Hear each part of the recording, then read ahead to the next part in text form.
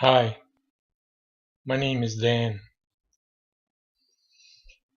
This is a video asking the question, does the media have a liberal bias? A book was written by Fred Barnes entitled, Is the Mainstream Media Fair and Balanced? In August 2006. Fred Barnes, journalist, executive editor of the Weekly Standard and TV commentator, argues that the mainstream media has a pronounced liberal bias. They do not hire conservatives, and an analysis of specific news stories shows their bias. Spiro Agnew, vice president of the Nixon administration, said, "A small group of men numbering perhaps no more than a dozen anchormen, commentators, and executive producers decide what 40 to 50 million Americans will learn of the day's events in the nation and the world." Politicians' complaints about unfair news coverage goes back to Thomas Jefferson, who said, "The man who never looks into a newspaper is better informed than he who reads them, inasmuch as he who knows nothing is nearer to truth than he whose mind is filled with falsehoods and errors." Today, local newspapers like the New York Times and the Washington Post set the nation's news agenda. Centralization is even more obvious in the case of television. About 70% of the national news on television comes from three networks whose program originates in New York City. An important difference between 18th century and media today has to do with objectivity. In past eras, newspapers were partisan sheets, full of bobs at the politicians and parties the editors did not like. They made no distinction between news and editorials. The ideal of objective journalism was introduced by intellectual leaders in the early years of the 20th century. They urged newspapers to develop a corps of journalists who would concentrate on accurate reporting and would leave opinions to the editorial section. Journalism schools cropped up around the country, helping to promote the ideal of objectivity. Although some journalists now openly scoff at it, the ideal still commands the respect, in theory, if not always in practice, of working reporters. Is the mainstream media fair and balanced? Perfect objectivity is pretty hard for anyone to obtain, but it can be approximated. Fairness requires that a reporter will be honest and not misleading with regard to those with whom he disagrees. And balance means both sides on an issue get a hearing. Fairness and balance in practice do not stack up very well. The mainstream media today is more liberal, more elitist, more secular, more biased, more hostile to conservatives and Republicans, and more self-righteous. Liberalism is endemic in the mainstream media today. Evan Thomas, the deputy editor of Newsweek, noted this very thing with regard to coverage of the 2004 presidential race. It was obvious, he said, that the large majority in the media wanted John Kerry to win, and that this bias slanted their coverage. Polls of the Washington Press Corps voted in 2004 9-1 for Democrats. Peter Brown, a columnist, conducted a poll a few years ago of newspaper stalls all around the country and found that this disparity existed everywhere. Hugh Hewitt, the California, spent a few days recently at the Columbia Journalism School, the premier journalism school in America. He spoke to a couple of classes there and polled them on who they had voted for. He found one Bush voter in all the classes he spoke to. Steve Hayes, a reporter at the Weekly Standard, says during his time at Columbia Journalism School, he was one of only 2 or 3 conservative students out of hundreds. The fact is that the mainstream media doesn't want conservatives. This impenetrability is why conservatives have had to erect alternative media talk radio, the blogs, conversation magazines, and Fox News. They form an alternative to mainstream media. However, it is a lot smaller, it is not as influential, and it is largely reactive. It is not the equal of the mainstream media. Another example is the story of Cindy Sheehan, a total fabrication of the mainstream media. They portrayed her as a poor woman because her son was killed in Iraq. However, they did not report that she was in favor of Iraqi insurgency, the beheaders, and the killers of innocent women and children. She was filled with deep hatred of Israel. The media failed to report her beliefs.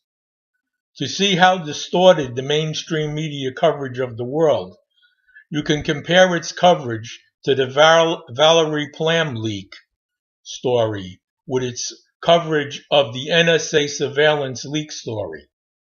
It said that Plame is a CIA agent who was written about by reporter Robert Novak in a column. The media portrayed her as having been outed as an undercover CIA agent. However, the fact is that she was not an undercover agent anymore. The story had no security repercussions at all, none. The media did this because they apparently thought it would work to get Karl Rove indicted. Another NSA surveillance story created by the media suggested there was a domestic spying scandal, a constitutional overreach by the Bush administration. However, domestic spying is exactly what the story was not. Those being spied on were Al-Qaeda members overseas who were using the telephone. If some of those calls were with people in the United States, they were monitored for that reason only. But the media's stubborn mischaracterization of the story continued. An example of the use of unfair and unbalanced labeling by the media can be seen by the term ultra-conservative being used and not ultra-liberal, even though there are ultra-liberals. Another term used is activist, who are liberals. Conservatives are referred to as conservatives. Related to this, conservatives are often labeled in a way to suggest they are mean and hateful. Liberals criticize, but conservatives hate. The media never characterizes individuals or groups as Bush haters. They are characterized as Bush critics. But there are no Bush haters, whereas in the Clinton years, critics of the president were referred to as Clinton haters. Far-left groups have been treated as acceptable within the mainstream of American politics today by the media, while in truth they are as clearly animated by hatred as the most rabid anti-Clinton voices ever were. Secular and partisan bias. With regard to religion and religious faith in general, it is treated as something dangerous by mainstream media. At a dinner in Washington with Mario Cuomo, then governor of New York, was thinking about running for president. At one point he mentioned that he sent his children to Catholic schools in New York because he wanted them to be taught about a God-centered universe. He was pummeled with how improper it was for him, one, to send his kids to religious schools, and two, to talk about it. President Bush was treated as someone who was obsessive about his religion. He read a devotional every day. He tried to get through the Bible once a year, and he prayed. Tens of millions of people do it. The media treated Bush as a religious nut. In fact, Bush talked publicly about his faith much less than other presidents have. President Clinton spoke and quoted scripture and mentioned God and Jesus Christ more than President Bush had. You would never get that from the mainstream media. Robert Lichter at the Center for Media and Public Affairs in Washington measures the broadcast news for how they treat candidates for nearly 20 years. The presidential candidate that has gotten the most favorable treatment from the broadcast media is John Kerry, who got 77% favorable coverage on the three broadcast news shows, as opposed to 34% for Bush. This was despite the fact that Kerry made his Vietnam service the motif of the Democratic National Convention, followed later by 64 swift boat vets who served with Kerry in Vietnam, claiming that he did not do the things he said he did. The mainstream media did not want to cover it, and did not cover it. Mainstream media's whole effort was aimed at knocking down what the swift boat vets were saying. On September 8, 2004, Dan Rather reported he saw documents showing that President Bush used preferential treatment to get into the Texas National Guard, and he even did not complete all his service. The next morning, the whole story was knocked down. A blogger made a copy on his computer of the document that was supposedly made on a typewriter 30 years earlier and demonstrated that it was a fraud made on a modern computer. Then, after that embarrassment, CBS came up with a story picked up by the New York Times that Nam's catch of 400 tons of ammunition in Iraq had been left unguarded by the American military and that the insurgents had gotten hold of it.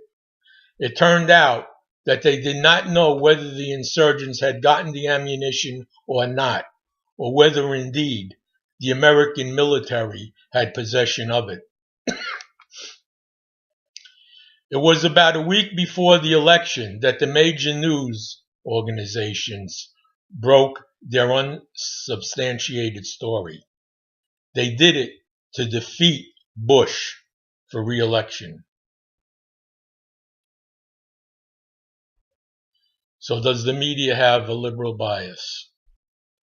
Robert F. Kennedy Jr., from his work The Disinformation Society, Crimes Against Nature, written in 2005, says no. Kennedy, the environmentalist and political activist, agrees with Barnes that the media is biased, but believes that it has a conservative bias. Many media owners are very conservative and stifle investigative reporting. Right-wing media twist the news and deliberately deceive the public to advance their radical agenda, according to an October 2004 survey by Piper. 72% of Bush supporters believed Iraq had weapons of mass destruction. 26% of Kerry supporters believed it. 75% of Bush supporters believed that Iraq was providing substantial support to al-Qaeda, as opposed to 30% of Kerry supporters. 82% of Bush supporters erroneously believed the world felt better about the U.S. invasion of Iraq. 86% of Kerry supporters understood that a majority of the world felt worse about our country. Most Bush supporters believed the Iraq war had strong support in the Islamic world. Kerry supporters accurately estimated the low level of support in Islamic countries. Bush supporters agreed with Kerry supporters that if Iraq did not have weapons of mass destruction and was not providing assistance to al-Qaeda, the U.S. should not have gone to war. However, the values and principles were the same. Bush voters made their choice based on bad information. The right-wing media was telling the American people that Iraq had weapons of mass destruction and Saddam Hussein had strong links to al-Qaeda. Brit Hume reported that WMD were actually found. Sean Hannity suggested that the weapons were moved to Iraq and would soon be found. Piper showed that people who watched Fox News had the same misinformation.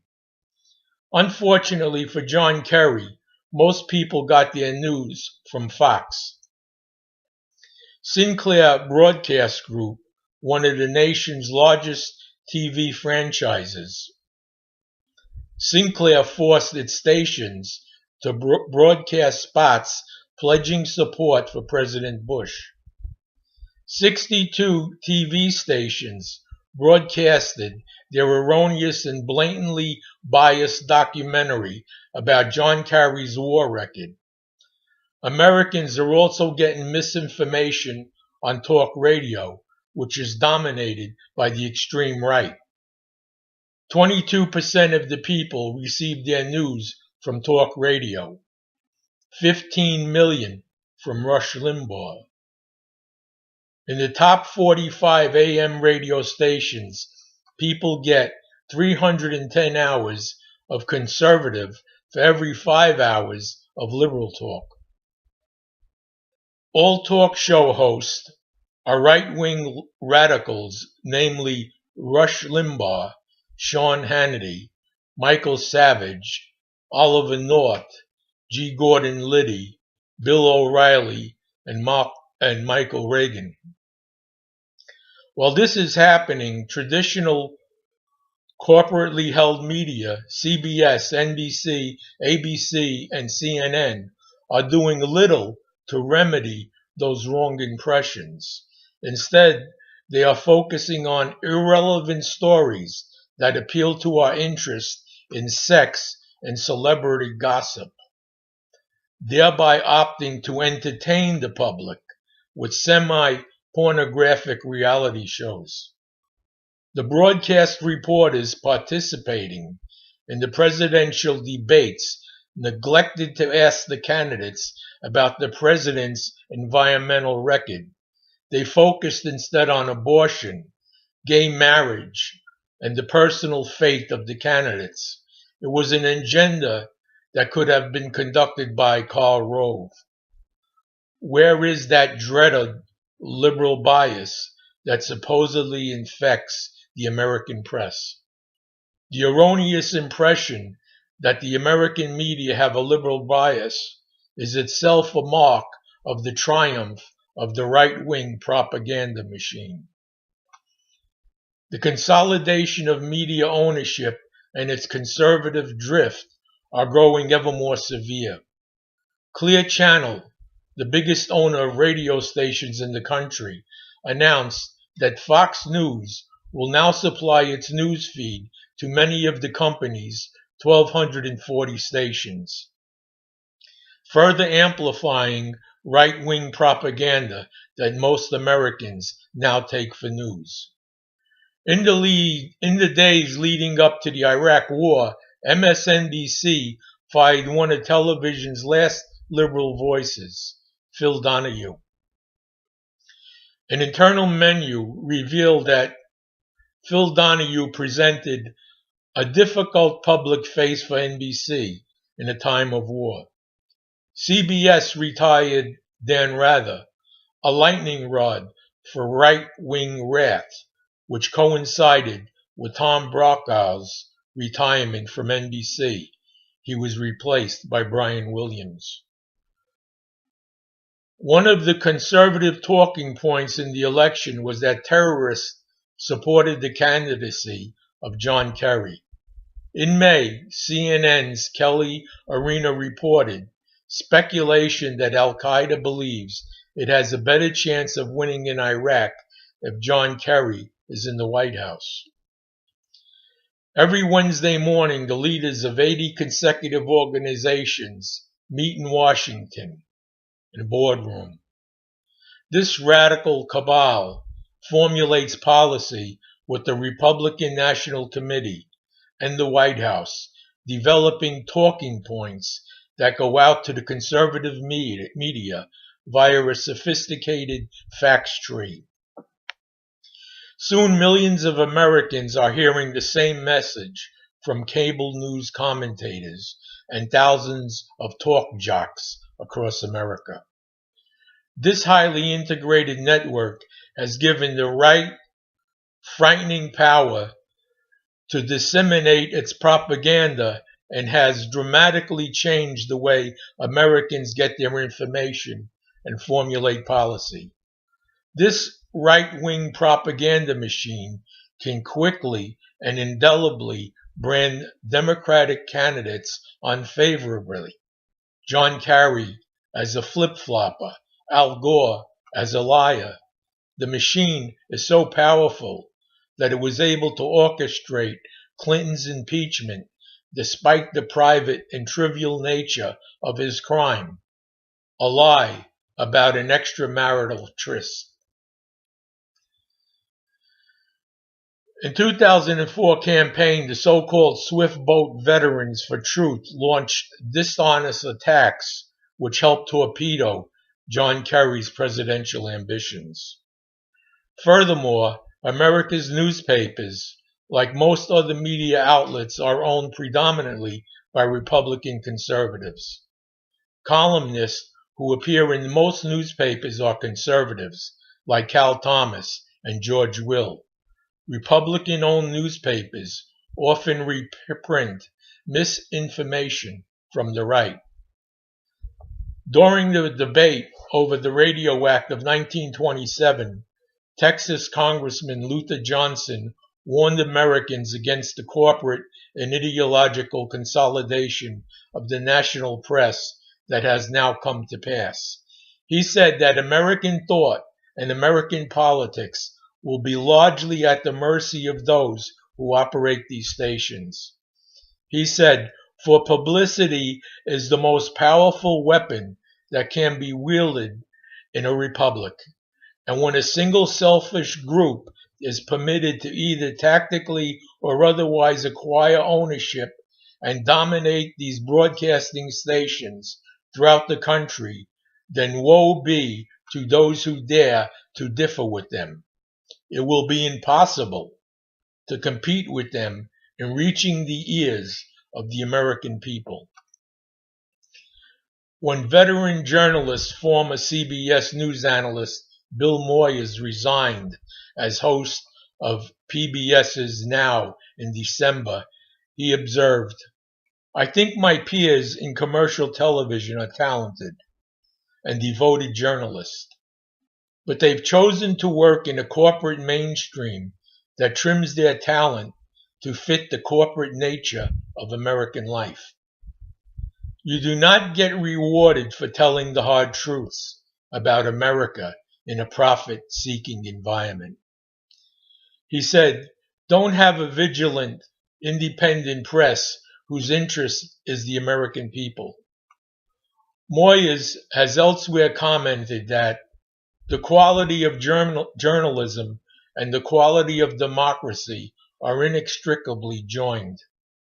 By diminishing the capacity for voters to make rational choices, the breakdown of the American press is threatening not just our environment, but our democracy. So is there common ground?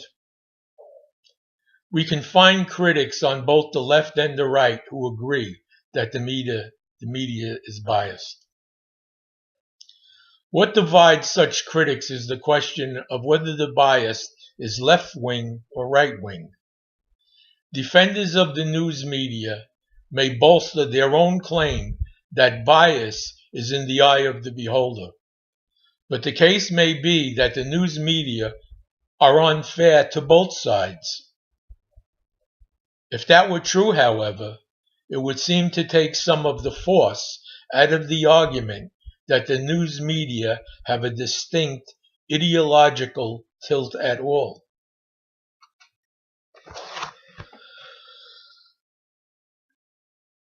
If you liked this video, please give me a thumbs up. And I would like you to subscribe. I will be making a lot of videos based on social issues facing America. Thank you.